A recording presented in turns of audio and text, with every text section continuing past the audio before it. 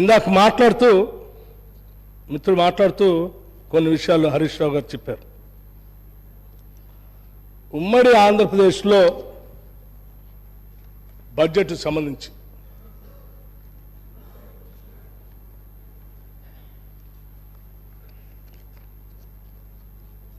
%41 అంత ఖర్చు పెట్టలేదు.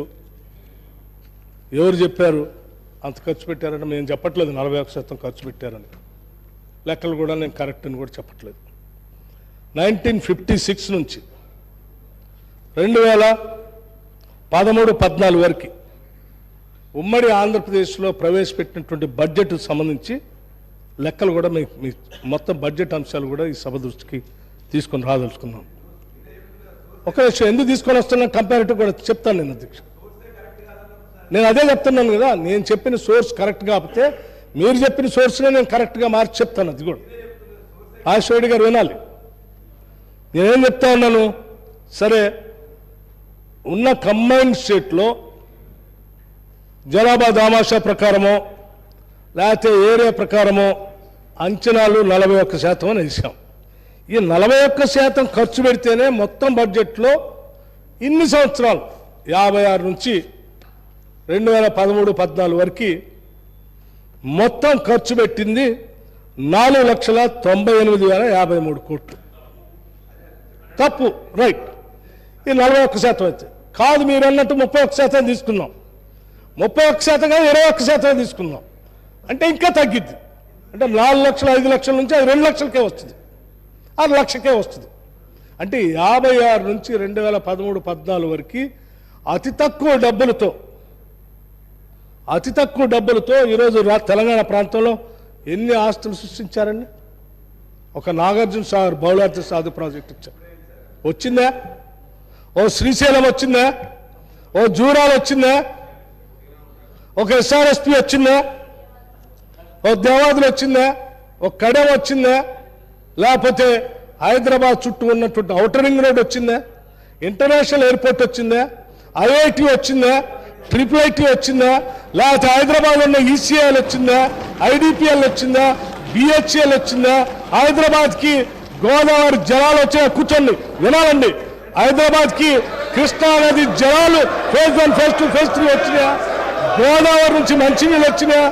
అవునండి, గోదావరి నుంచి మంచినీళ్ళు వచ్చినాయా? వినండి, గోదావరి నుంచి మంచినీళ్ళు వచ్చినాయా?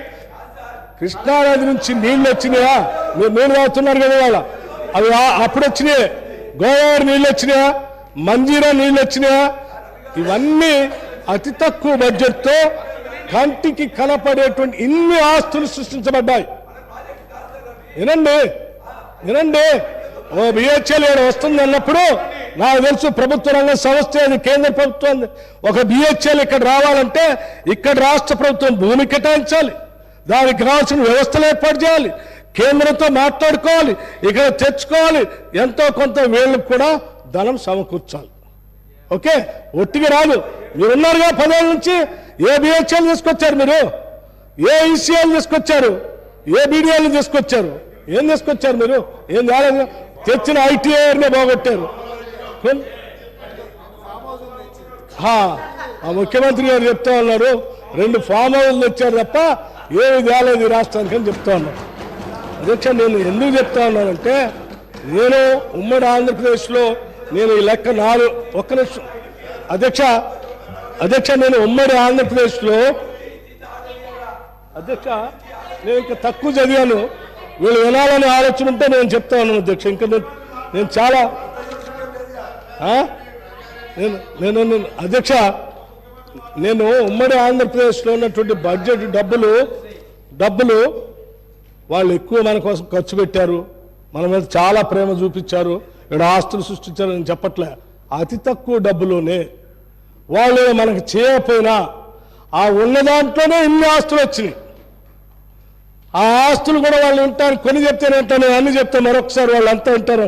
అదే Ali Sagar lift irrigation, Kadem reservoir, upper Maneru dam, mid Maner dam, lower Maner dam, Yellampalli project, Sriram Sagar project, Nizam Sagar project, Singur dam, Nagarjuna Sagar, Indian school of business, Tata institute of social sciences, doctor B R Ambedkar open university, professor Jayashankar Telangana state agriculture university, NALSAR university, Jawaharlal Nehru university, international institute of information technology Hyderabad, English and foreign language university, Tata institute of fundamental research, Indian institute of technology, ICRISAT, Maulana Azad Kalam Urdu university, Hyderabad central university, hello national remote sensing agency, national small industries corporation,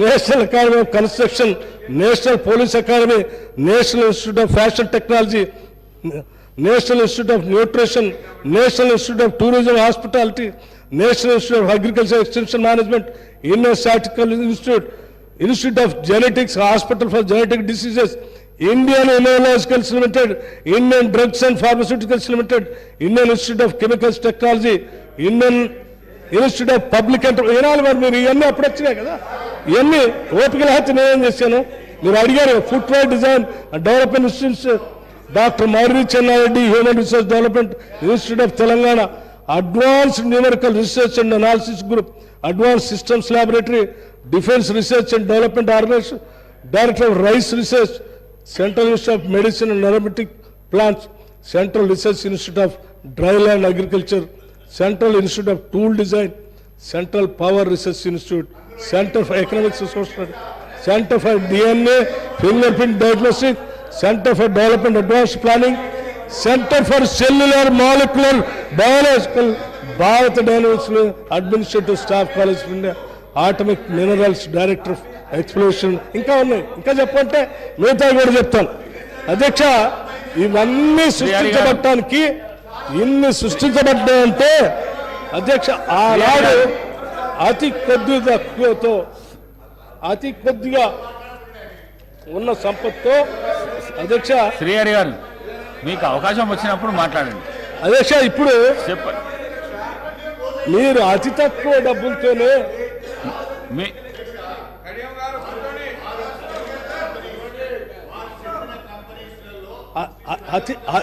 అతి తక్కువ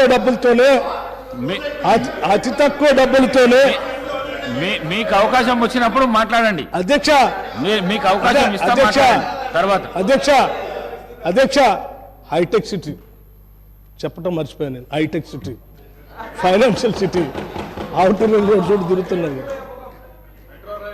metro rail, ఎన్ని అధ్యక్ష, ఎన్ని? నేను సభలో ఉన్న వాళ్ళందరికీ చెప్తా ఉన్నాను, ఇంత తక్కువ డబ్బుతో, ఇంత తక్కువ ఆదాయంతో ఇన్ని ఆస్తులు సృష్టించగలిగినప్పుడు దాదాపు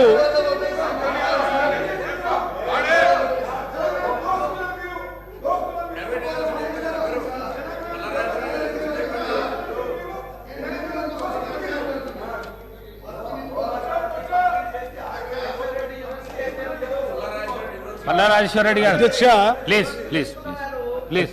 అధ్యక్ష, నేను ఎందుకు చెప్పానంటే, వాళ్ళు అనుకున్నారు ఇందాక, వాళ్ళు ఏమనుకున్నారంటే కంబైన్డ్ రాష్ట్రంలో ఆంధ్రప్రదేశ్లో ఉన్నటువంటి వాటాను 41% చేసి 5 లక్షలు 4 లక్షలు చిల్లర చూపించాడు.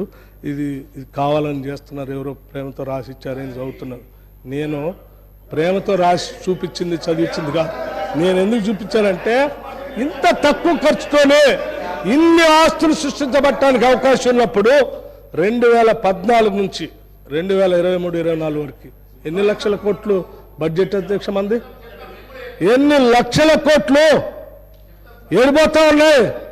ఏమన్నా ఒక్కటైనా చూడటానికి కనపడుతుంది అధ్యక్ష? పోదాం, సాగర్ దగ్గర పోదాం, నిలబడదాం, అది కనిపిస్తుంది. అందులోంచి పారే నీళ్లు కనిపిస్తాయి, లెఫ్ట్ కెనాల్ కనిపిస్తుంది, రైట్ కెనాల్ కనిపిస్తుంది, దాని కింద లక్షల ఎకరాలు పారే పండే బోలు కనిపిస్తాయి. మీరేమన్నా సృష్టించారా? మీరు వచ్చిన తర్వాత ఏమన్నా ఒక పరిశ్రమను తీసుకొచ్చారా? మీరేమన్నా కోర్ ఇండస్ట్రీ పెట్టారా? ఏం లేదు కదా. పోనీ ఏమైనా బహుళార్థ సాధక ప్రాజెక్ట్ ఏమైనా తీసుకొచ్చారా? మీరు వచ్చిన తర్వాత చేసింది ఒక పాలమూరు రంగారెడ్డి, ఇంకొకటి కాళేశ్వరం. పాలమూరు రంగారెడ్డి సీతారామ, ఇంకోటి కాళేశ్వరం. అధ్యక్ష, పాలమూరు రంగారెడ్డి ఇంతవరకు పంపులో పెట్టలే మీరు. చాలా రోజులు తవ్వలేదు, అక్కడే ఉన్నాయి. సీతారామ బ్యారేజ్ లేదు ఇంతవరకు. కాళేశ్వరం కట్ట కాళేశ్వరం మంత్రి మొత్తం ఇక్కడ హరీష్ రావు గారు ఉన్నారు, అప్పుడు వారే ఇరిగేషన్ మంత్రిగా కూడా ఉన్నారు.